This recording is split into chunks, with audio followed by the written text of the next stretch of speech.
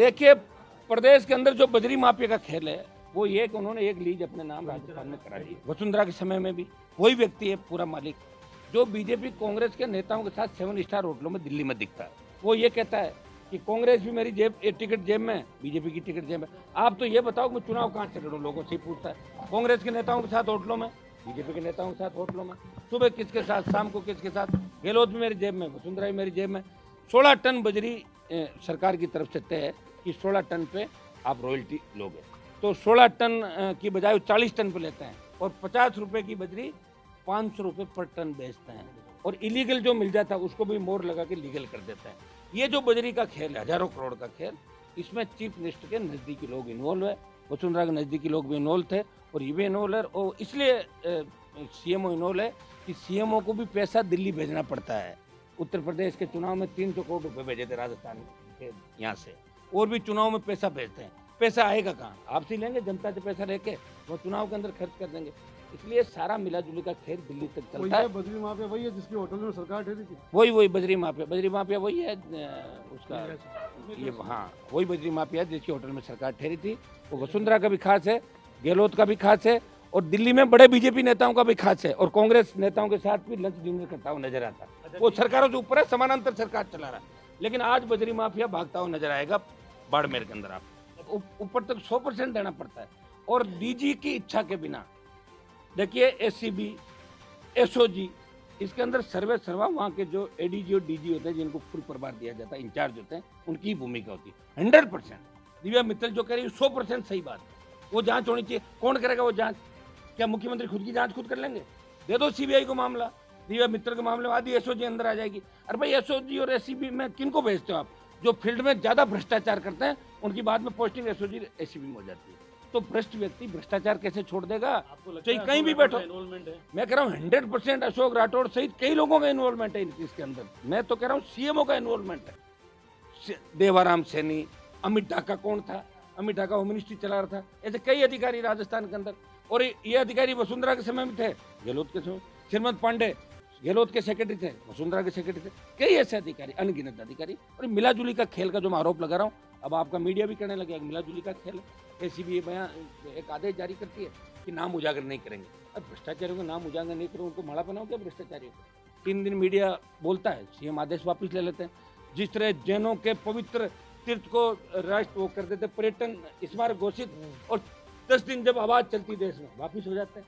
तो सरकारों की आदत पड़ गई थूकना और चाटना। देखते हैं जनता कितना क्या कर रही है। अब ये जो लड़ाई लड़ रही है इसलिए राजस्थान में, ये राष्ट्रीय लोकतांत्रिक पार्टी लड़ रही है। ये तो सारी ढकोसलें कांग्रेस पार्टी। मैं तो कहता हूँ कि पायलट साहब अब कितने दिन बयान दोगे, ये तो बताओ। 4-6 महीने बाद तो चुनाव है राजस्थान में, आओ सड़क पे लड़ो लड़ाई, तब लोग मानेंगे। खाली बयानों से नहीं मानने वाले लोग। और आप जाओ राहुल प्रियंका से बात करके सीबीआई जांच का आदेश कराओ सारे मामलों के, तब हम मानेंगे कि आप बयान दे रहे हो और आपकी दिल्ली में चलती है। दिल्ली में अगर चलेगी तो हो जाएगी सीबीआई जांच। लोगों को यहाँ पे उठाया करा है, क्या कहना चाहेंगे संजीव?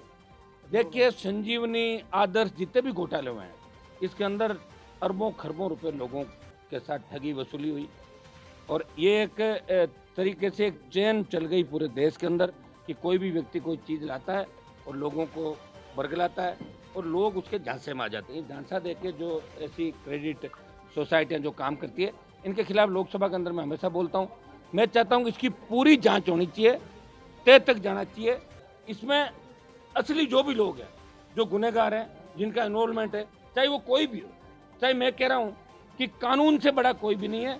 अगर सही मायने के अंदर अगर किसी का नाम आता है तो निश्चित रूप से एसओजी को कार्रवाई करनी चाहिए, नहीं तो गलत तरह की बात भी एसओजी को नहीं करनी चाहिए। कार्रवाई करे तब माने कि ये सही क्या है, गलत क्या है। जिस तरीके से पायलट ने कहा है कि राजस्थान में इस बार क्या हो रहा है कि 5 बजे अगर कोई अधिकारी रिटायर होता है, रात को 12 बजे तक उसको नियुक्ति दी जाती है, कार्यकर्ताओं को इग्नोर किया जाता है। इससे कितना सहमत है आप? समझ ही नहीं रहे। मैं ये कह रहा हूँ कि पायलट कहते कहते 4.5 साल तो हो गई। पायलट को हमने देखा था मानेसर जब गए थे, मेरे 3 एमएलए सरकार गिराने में बीजेपी के साथ खड़े थे, वापिस आ गए थे। आए कि नहीं? पायलट कहाँ आए थे वापिस? पहले ये बताओ। मानेसर से किधर गए? वापिस आ गए, अपने आदमी को मंत्री बना लिया। मैं ये कहता हूँ छोड़ क्यों नहीं रहे कांग्रेस? किसका इंतजार कर रहे हैं? मैंने छोड़ी ना। मेरे पिताजी कौन से दिल्ली में मंत्री थे, मैं कौन सा दिल्ली से? एक किसान का बेटा हूँ, अकेला लड़ाई लड़ रहा हूँ। मोदी से भी लड़ रहा हूँ, अमित शाह से लड़ रहा हूँ, गहलोत से लड़ रहा हूँ, और वसुंधरा से लड़के उसको फ्री कर दिया। लड़ रहा हूँ ना प्रदेश में। आओ ना, मैंने कहा ना, बयान दिया, मैंने कहा आओ मिलके लड़े राजस्थान के अंदर। कितने एक दिन वहां बैठ के अपने स्वाभिमान को इस तरह करोगे? कब जगोगे आप लोग बताओ?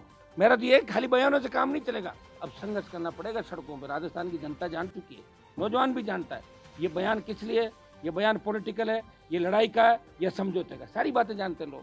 मिनिस्टर जो दिख रहा है सारा सिस्टम, ये सीबीआई जांच के बिना स्टेट की एजेंसी उन पे हाथ नहीं डाल पाएगी, क्योंकि गहलोत के समय महेश जोशी हो, चाहे इनका मंत्री, चाहे नावा का महेंद्र हो, विदुड़ी, जोरीलाल मीणा, मलिंगा, जिस तरह नजदीकी लोगों ने बदमाशी करी राजस्थान का, तो सीएम ने एक एक करके बचाया और हमेशा स्टेटमेंट देते थे कि परिवार का, अगर परिवार में कोई पाप करता है तो उसमें विधायक का क्या लेना देना।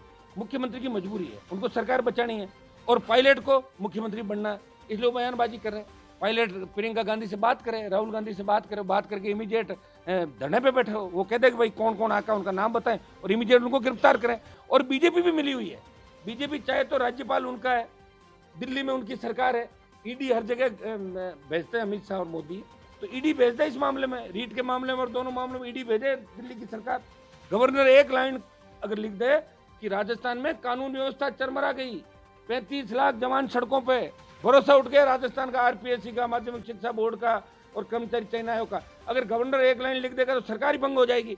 मैं कह रहा हूँ सीबीआई जांच कराना दिल्ली वालों का हाथ में, कराना नहीं चाहते। बीजेपी चाहती कि अशोक गहलोत चेहरा रहे ताकि उनको फायदा मिले, और सचिन पायलट चाहते हैं कि ऐसे बयान दे के और मैं चीफ मिनिस्टर बनूं। जनता, आप सड़क पे आओ पायलट साहब, जिस तरह हम लड़ रहे हैं, आप छोड़ो कांग्रेस पार्टी के अंदर बैठे हो, बयान जरूर दे रहे हो 4 साल से, किया आपने, सरकार गिराने चले थे, वापिस आके बैठ गए आप। सब राजस्थान जानता है कि कौन लड़ रहा है सड़क पे। अगर सड़क पे से राजस्थान को बचाने का कोई काम कर रहा है तो राष्ट्रीय लोकतांत्रिक पार्टी कांग्रेस बीजेपी के खिलाफ मजबूती के साथ लड़ाई लड़ रही। चाहे अग्निपथ का मामला हो, देश की सरकार के खिलाफ, किसानों के तीनों बिल हो, देश की सरकार के खिलाफ सत्ता छोड़ी, और 20 साल से सत्ता छोड़ के सड़क पर कोई लड़ रहा है तो राष्ट्रीय लोकतांत्रिक पार्टी का जवान सड़क से लेके, अभी विधानसभा का सत्र चलेगा, उसमें भी आप देखते हो जब प्रताप सिंह पे आरोप लगते हैं, आरएलपी बोलती है, बीजेपी हाथ मिला लेती है। महेश जोशी पे आरोप लगते हैं, बीजेपी के कई विधायक महेश जोशी के साथ काम करते हैं, इसके डिपार्टमेंट के बड़े ठेकेदार है, वो नहीं बोलते, आरएलपी बोलती है। अपराध होता है, गैंगवार होता है, भ्रष्टाचार के अंदर जब किसी का नाम आता है, राष्ट्रीय लोकतांत्रिक पार्टी मजबूती के साथ मुकाबला करती है। ये पॉलिटिकल बयानबाजियां, पायलट पॉलिटिकल बयानबाजी करके और ये बात करना चाहते हैं। पायलट को सारे विधायकों के साथ अगर ये कह रहे हैं कि सारा मामला है तो इनको एक दिन का धरना देना चाहिए राजधानी का, ये मेरी उनसे मांग है सचिन पायलट से। और ये खाली बयानों से काम नहीं चलेगा, अब लड़ना होगा और राष्ट्रीय लोकतांत्रिक पार्टी लड़ रही है। आज हम बजरी माफिया के खिलाफ, जो वसुंधरा का भी खास था, गहलोत का भी खास है, बजरी माफिया मोटी रकम देता है सरकार को।